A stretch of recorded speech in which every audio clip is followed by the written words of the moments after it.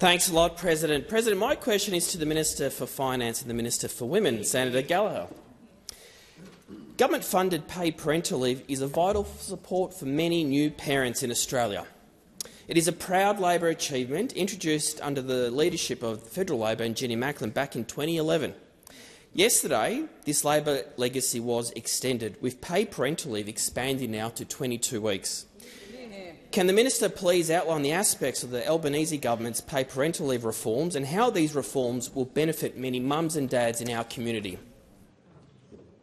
Minister Gallagher. Thank you very much, President. I thank Senator Ciccone for asking this question and acknowledge the role he plays in bringing up his lovely son, who brings joy into this chamber.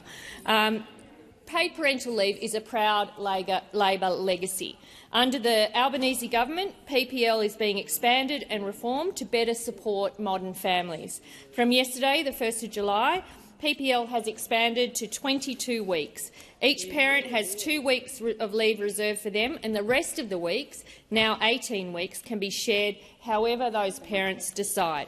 This gives families the flexibility and choice to decide how they want to care for their children, and it certainly sends a signal to dads and non-birth parents that their care is important too, and that we want to support them to be an active carer early in their children's lives.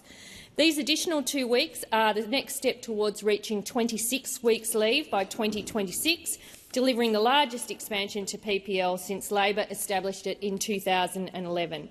When expanded to a full 6 months by 2026, families will receive an extra 6 weeks of paid leave following the birth or adoption of their child.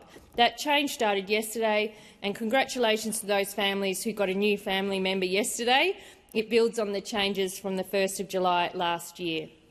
And I met a number of parents with small children, including one who was 6 days old, so unfortunately had just missed out on the extension, despite her mother's best efforts to hold on this morning, and talked to them about the role that having a government-funded PPL scheme made in terms of the easier choices for them as they're bringing up their children, including with the shared parenting and shared care arrangements that many families are opting for now.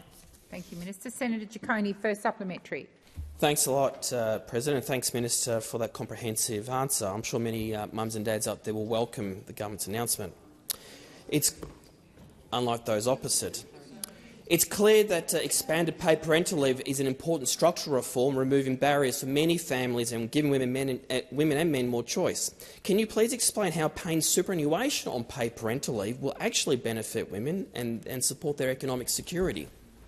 Thank you, Senator Ciccone. Minister Gallagher. Thank you very much, President. I thank Senator Ciccone for the supplementary. Super will be paid on PPL from the 1st of July 2025. This is an important Labor reform and, again, demonstrates that these big changes to support women and women's economic security are only put in place when you have a Labor government. 1/3 of our gender pay gap can be attributed to the time women spend caring for families and to interruptions in full-time employment. And as these lower earnings accumulate over their lifetime, they're exacerbating the gap between men and women's superannuation balances at retirement. Recent ATO data puts that gender super gap between 22% and 32%. Well, we on this side of the chamber don't believe that women should be penalised with financial insecurity in retirement just because they take on these important caring roles. You're paid super on your sick leave, you're paid super on your annual leave, and there's no reason why it shouldn't be paid on your parental leave Thank you, too. Minister. The time for answering has expired. Senator Ciccone, second supplementary. These paid parental leave reforms are just one example of the Albanese government removing barriers that hold women back and limit their choice. We know meaningful change means looking at every single policy area and working to fix structures and systems, not women because they aren't broken. Can the Minister please outline how this government, how the federal Labor government, is working for women? Thank you, Senator Ciccone. Minister Gallagher. Thank you, President. I thank Senator Ciccone for that supplementary. Well, from yesterday, July the 1st, tax cuts for every taxpayer, for every woman taxpayer, average tax cut of $1,650. 90% of women will be better off under our plan by an average of $707.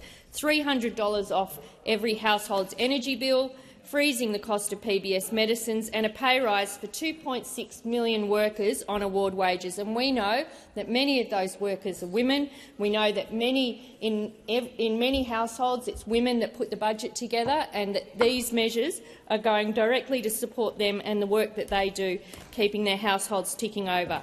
We've also got investments in women's safety, our super on PPL, our investment in rent assistance, again, where the majority of those who will receive it are women, and particularly women with children, our investment to reduce help loans, and our investments in women's— Thank you, Minister. The time for answering has expired.